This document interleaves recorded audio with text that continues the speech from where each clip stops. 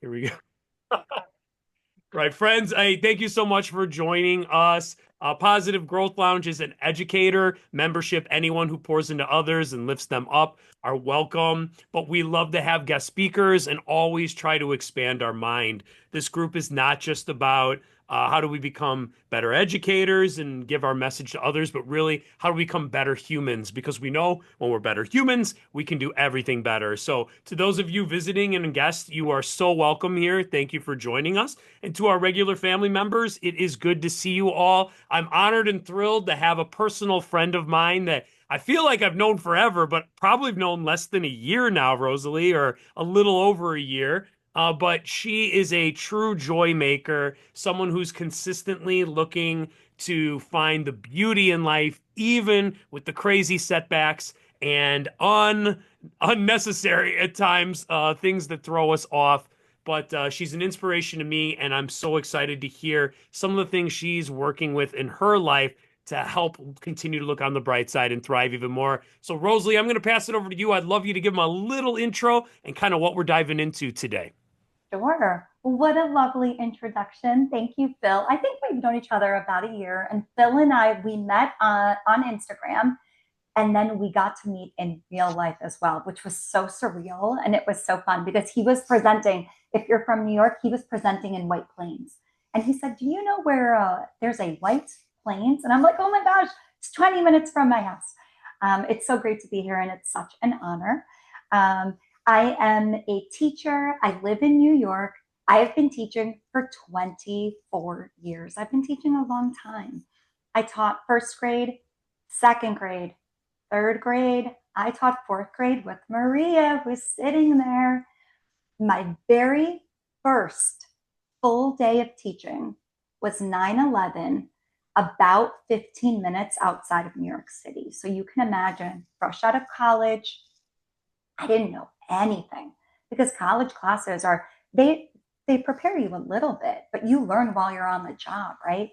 So here I am, first day of teaching, 9/11, and I'm like, wow, talk about a sobering day.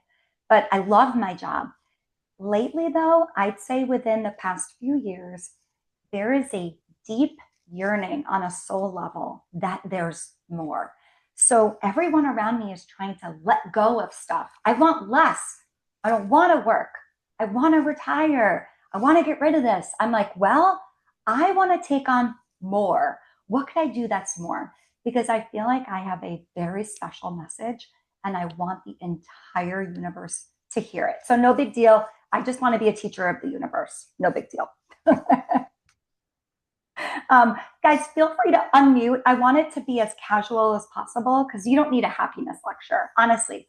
And everything that I'm going to tell you tonight, none of this stuff is rocket science. It's all of the things you know already. It's like when a person talks about nutrition and exercise, and I'm taking notes and I'm like, oh, don't eat all the Girl Scout cookies. I'll make a note of that. I have to move my body. Got it. I'll make a note of that. But when people present on things, I actually listen and then I want to put some things into action because they motivate me. So, first and foremost, let's talk about where does our happiness come from? So, we're going to talk about where it comes from. We're going to talk about two types of happiness, and then I'm going to give you three happiness hacks. And I only am calling them hacks because I love alliteration. So, I'm like, what? Happiness, happiness, hacks. There you go. So, our happiness comes from three places.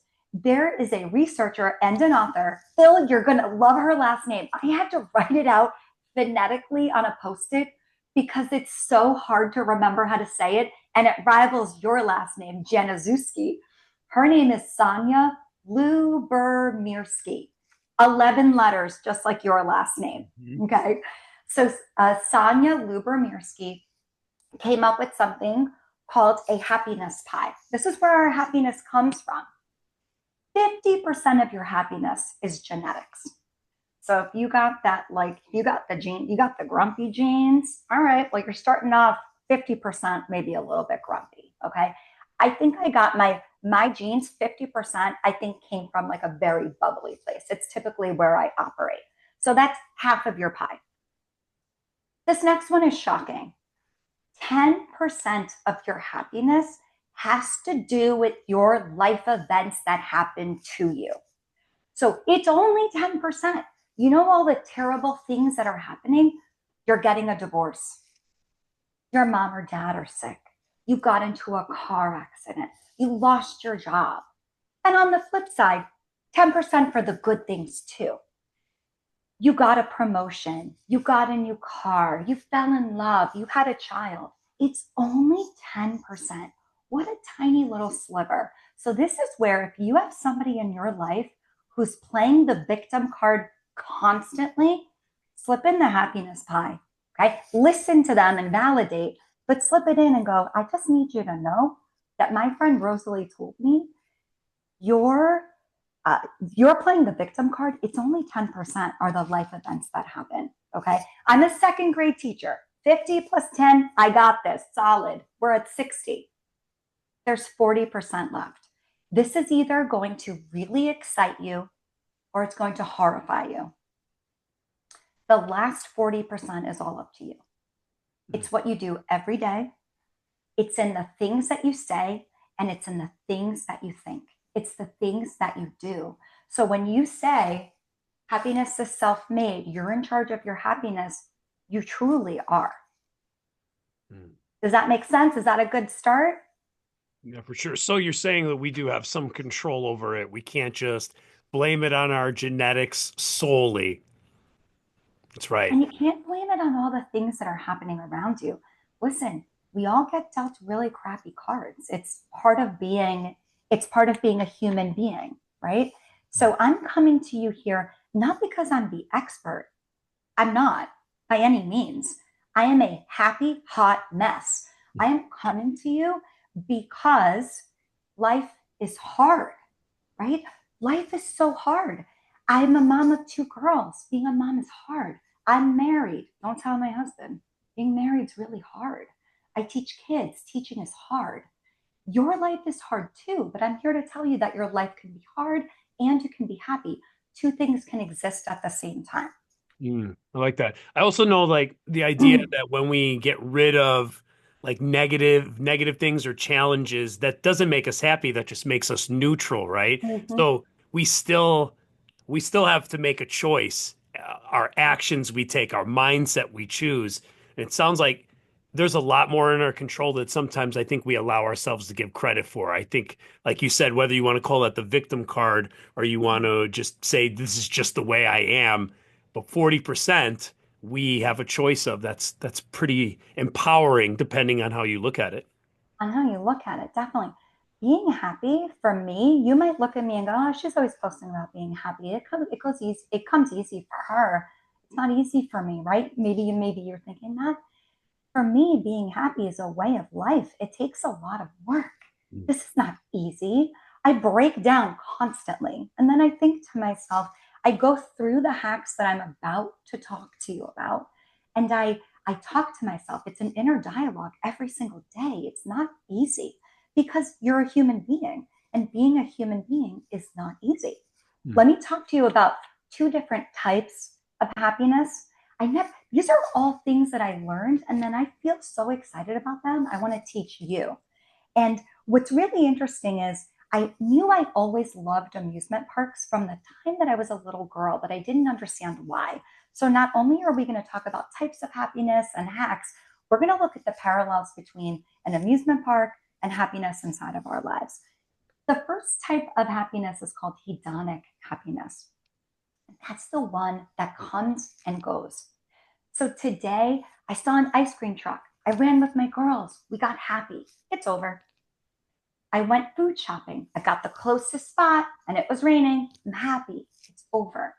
These are the things that you buy. They're shiny and brand new. When you first got them, you're really excited.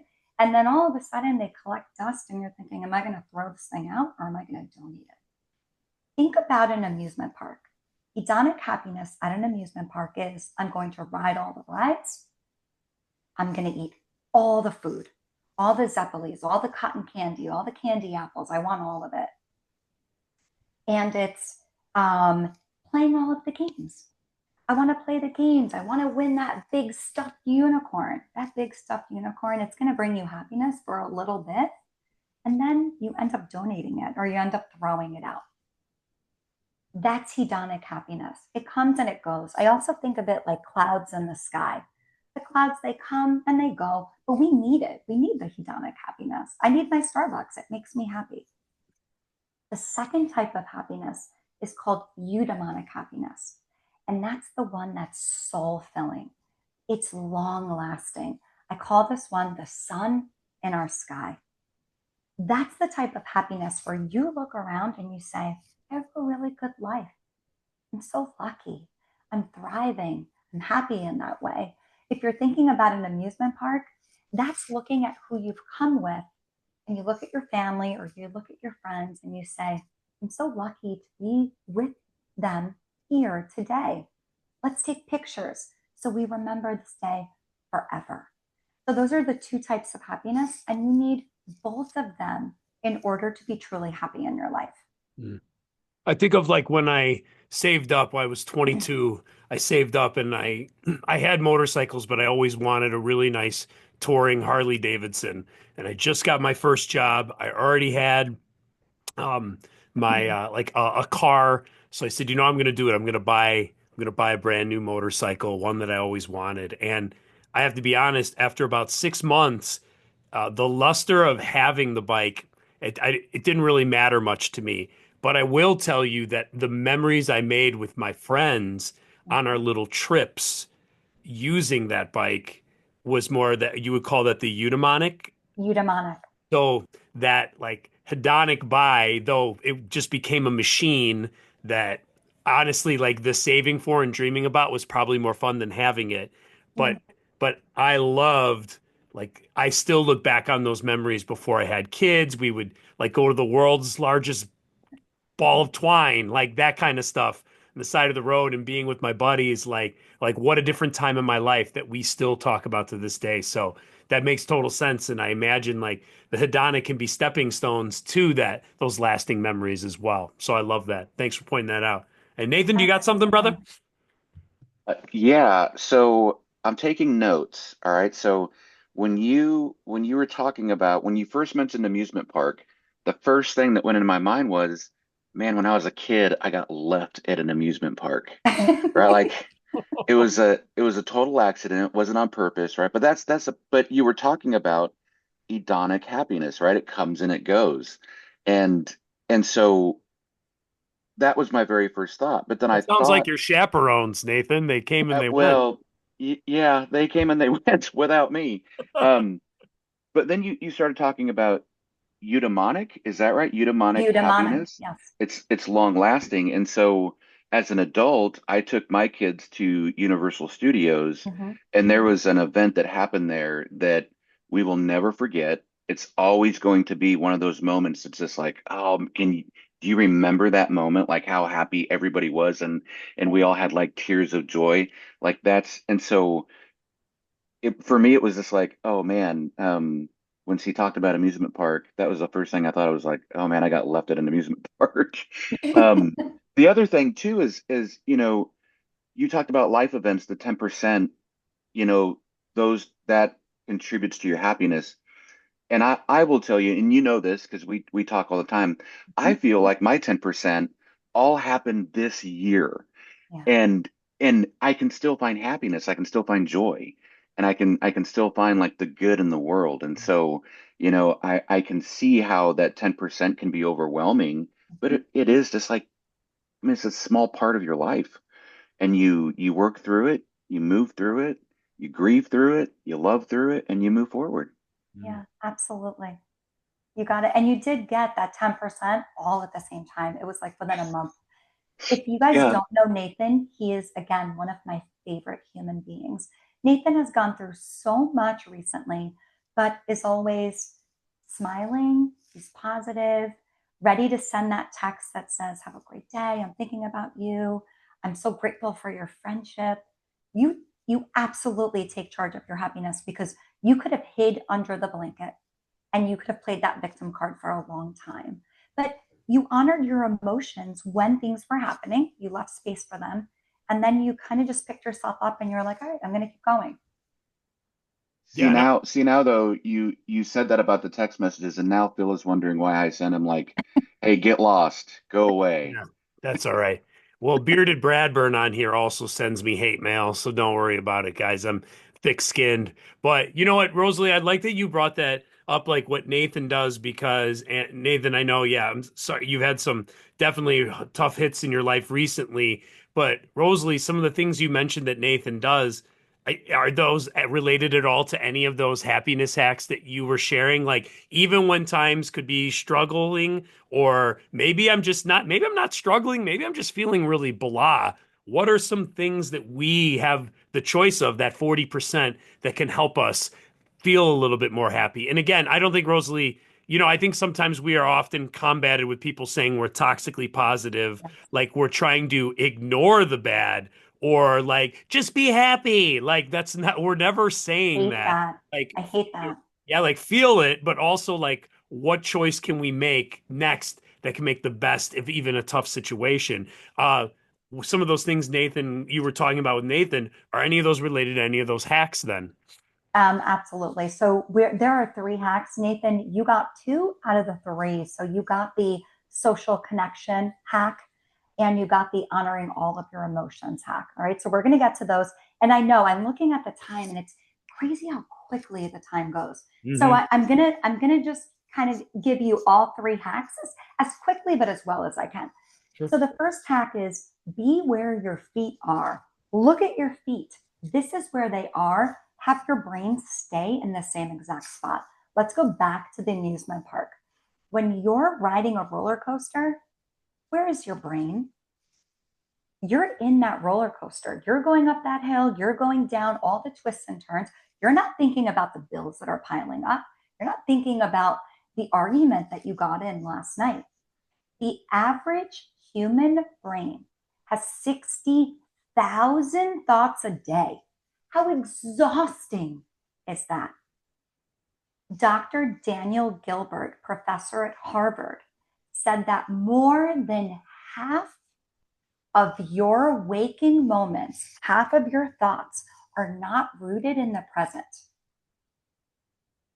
They're either in the future or they're in the past. I'm going to give you an example. I'm getting ready in the morning. As I'm getting ready, not only do I narrate every step of what I'm doing, but when I'm getting ready, I'm thinking about work.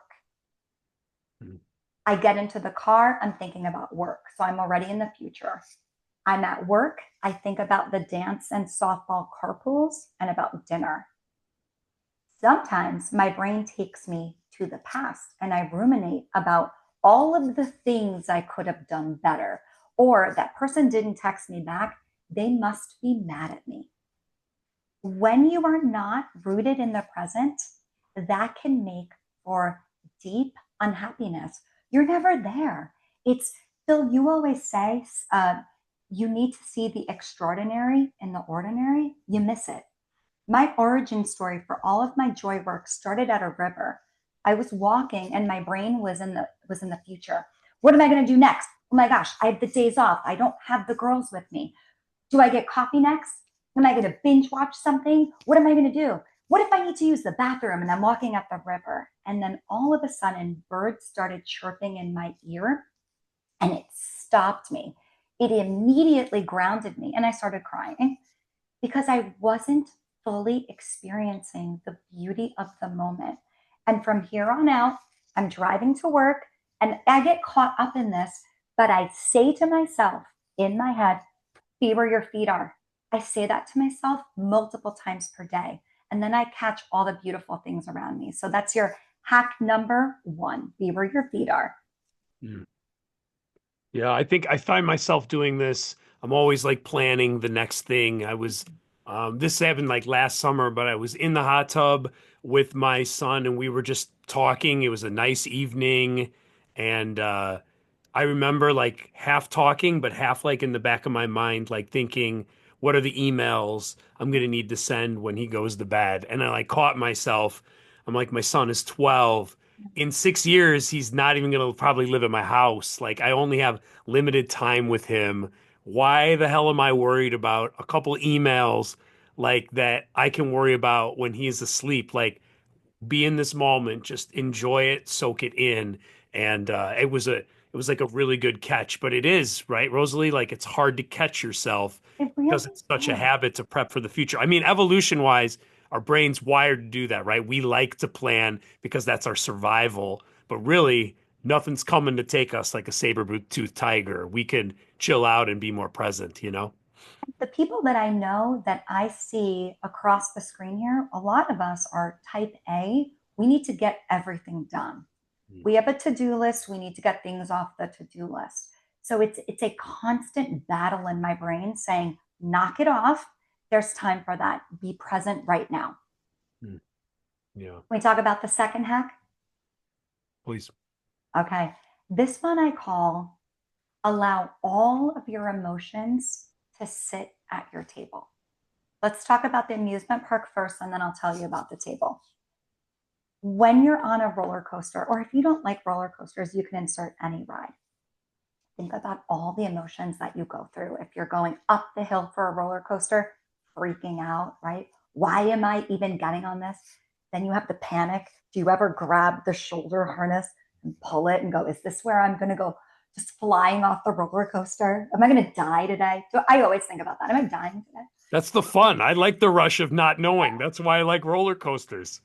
And Harleys. Yeah. Then you're going down those big hills, and there's that thrill. You have all of the emotions. You have to honor all of them. You are not meant to be happy all the time. So, what I envision is one of those big, long banquet tables. And I envision little place cards, and all of those place cards have an emotion written on them. And whatever emotion comes my way, I don't shoo it away. I don't suppress it, because if we are suppressing our emotions, that's where anxiety sets in and depression. I invite the emotion to sit and to chat with me. And I allow it to stay for a while. So when I'm feeling sad, I feel really sad. I live high highs and low lows. I'm trying to work on the gray, but I allow that emotion to sit there. We talk, I honor it, I give space. And then once I've done enough talking and enough sulking, I I picture it in my brain. You can leave now. It's time for you to go. Mm. Um, Hold on. Let me just see. I just want to make sure I take everything. Yeah, there's one thing that I say all the time. My life is an open book. I don't hide anything. I'm so authentic. You know who I am. When you're hanging out with me, you will know how I'm feeling for the day.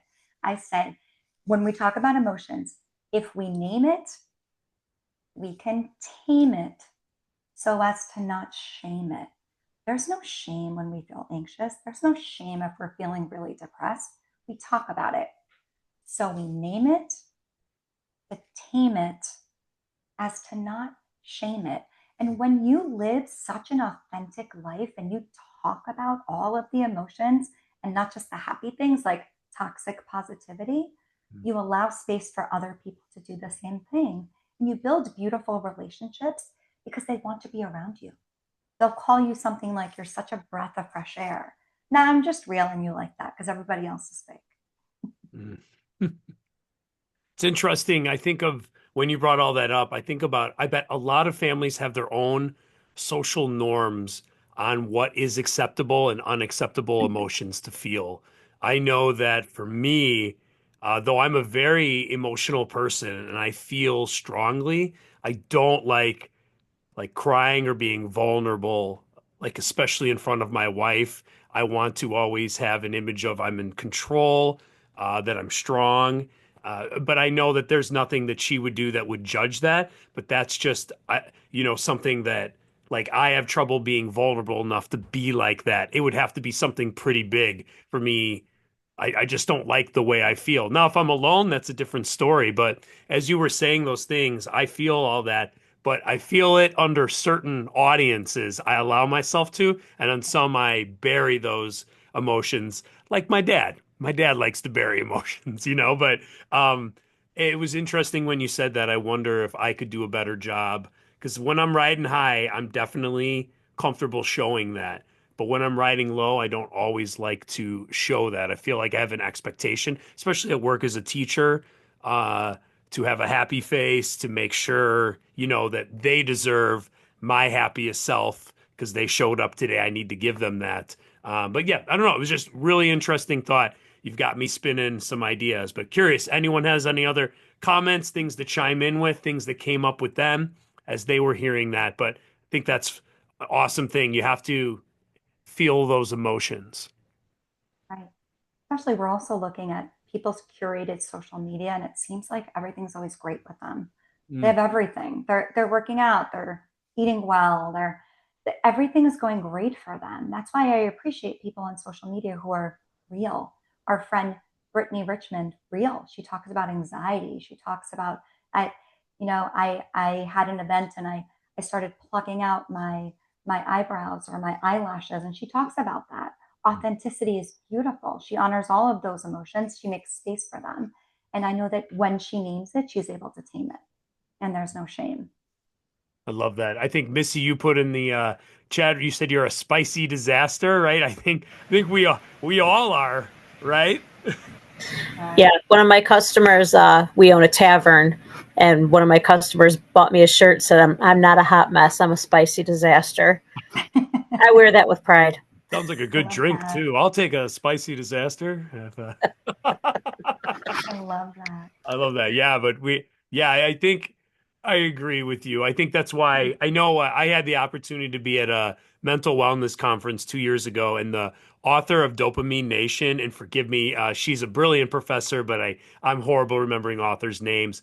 But she talked about a couple things, as you brought up, like media. A young brain has a hard time understanding that this is a highlight reel of people, that this isn't what they're experiencing constantly, and that a lot of it is completely made up to look like you're excited. And we have a hard enough time. I'm 42 and I have a hard enough time remembering that sometimes. So I can't expect a 12-year-old to be able to do that. And then also to kind of go back with feeling your emotions, she brought up the importance of pain or challenges, that without them you actually can experience joy to the fullest.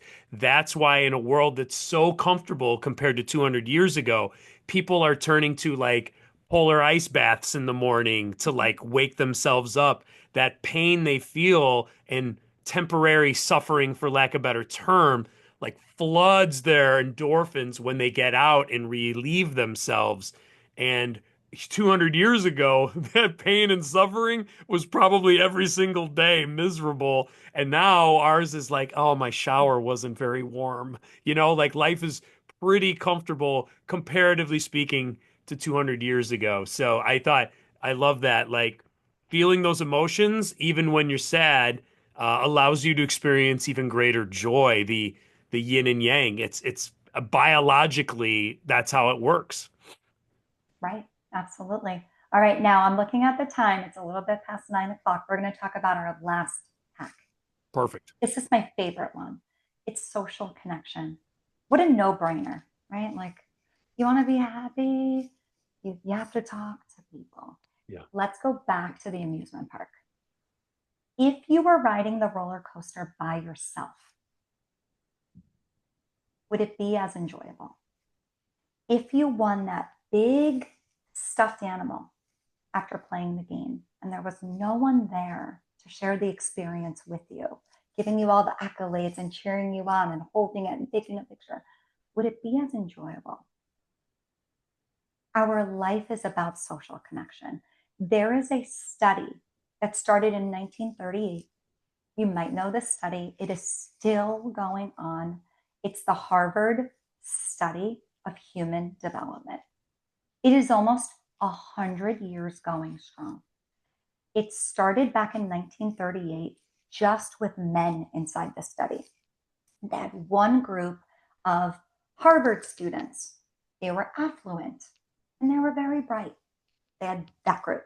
Then they had another group of men, inner city kids. Didn't have a lot, maybe came from a broken home, didn't have a lot of money. This study is a longitudinal study, which means that it is in real time. They would ask these participants questions in real time. They weren't asking them to go back and think about last year and we're going to ask you some questions. They would ask them questions in real time. Tell me about your health. Tell me about your family. Tell me about your whole life. Tell me about how happy you are. It is going strong almost 100 years later. And now it takes into account not only the original participants, but 3 generations. We didn't just focus on the men because it started off as the Harvard's men study. Now we had the spouses and we had the children. Almost 100 years worth of data and still going strong. And it could be summed up in one sentence. Social connection, the quality of your relationships affects your happiness and your health. You might be thinking, Rosalie, that must be really easy for you. You have a job where you always have people around you and you have your kids, you have a husband and you have friends. How about me? I live by myself. How about me? I don't have a family. I don't have friends. I don't have kids. What do I do? How do I get happy? And this is Phil's most favorite thing, micro connections. It's talking to everybody. It's going out. Someone's bagging your groceries, talk to them. Everybody has a story. And guess what? Everybody wants to talk about themselves. You're at the coffee shop, talk to them. Really see somebody. Because when somebody realizes that you really see them, they just perk up. They're just so happy. It not only fills them up, but it fills you up. When I'm having a really crummy day, no joke, I'll go out and I always think to myself, how can I make somebody's day? How can I set up, I call it setting off a happiness domino. How could I set off a happiness domino? I look for anything. I look at people's nail polish so that I can compliment it. I look for jewelry. I look for cars, colors, anything so that I can compliment them and I could start talking to people. And that does provide joy, not only for me, but for that other person as well.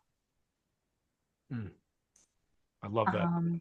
Yeah. But our brain is a funny thing though, because our brain sometimes will tell us when you're feeling overwhelmed or when you're feeling sad, your brain tries to isolate you. You're too busy, stay under the blanket. That's what happens to me. You're going through a tough time. My mom knows when I go through a tough time, I don't call. She'll go, something's wrong. Because I say that I'm like hibernating. I stay under my blanket. But I stay there to honor that feeling of, I feel very overwhelmed. I'm upset. I'm depressed. That's when I have all of those feelings sitting at my table. And then I push that blanket aside and I say, I'm ready to come out into the world again. And it's that social connection piece that we need so desperately. I love that. So the 3 hacks, we got social connection matters. You got to feel your emotions. And then I always See say where your wiggle. feet are. Yeah, I say wiggle your toes in the sand, but I love that. Yes. Know where your feet are. I love that. Be present. And I think for me, the biggest reminder, right, is that 40% of that pizza pie of happiness. Like I have a big chunk that I have a choice to make, even if, and I love that. Like, yeah, so maybe you are 50% genetics. Maybe you were born with that you aren't, your disposition isn't super sunny, but that's okay. But that Mm-hmm. doesn't mean you can't increase your joy and happiness because you still have that 40%. And you may not be super overwhelmingly bubbly and over the moon, but that doesn't mean that we can't move the needle. I love that. That's very empowering. And Trish it takes W. a lot of work.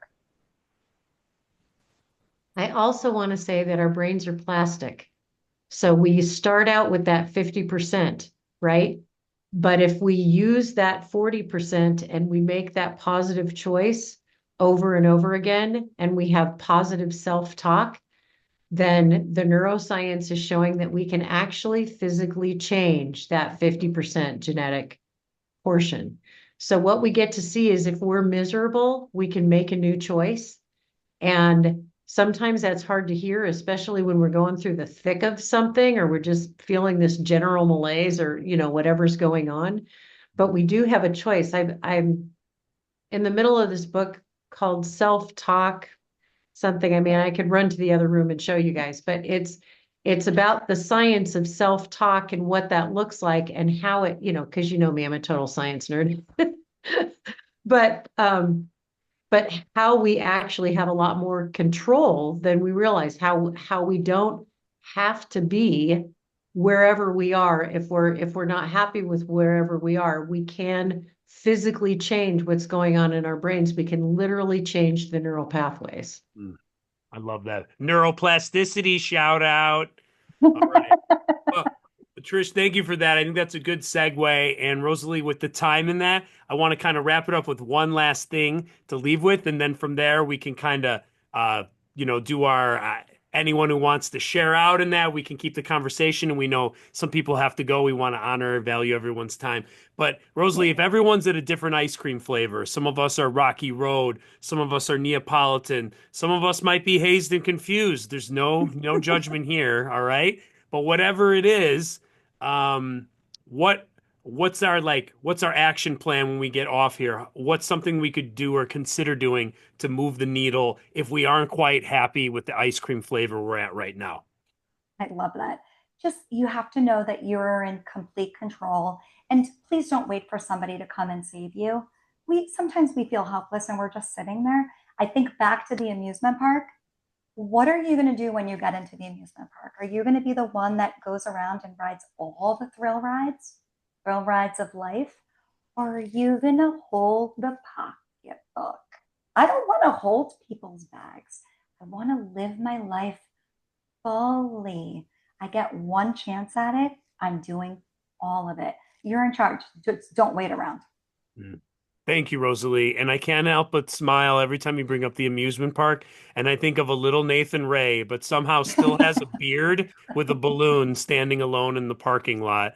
But on that note, I'm going to end the official recording. Thank you, Rosalie Kissmann, joy-refine.com. Make sure you follow along, check her out, follow on Instagram too. But thank you so much, Rosalie.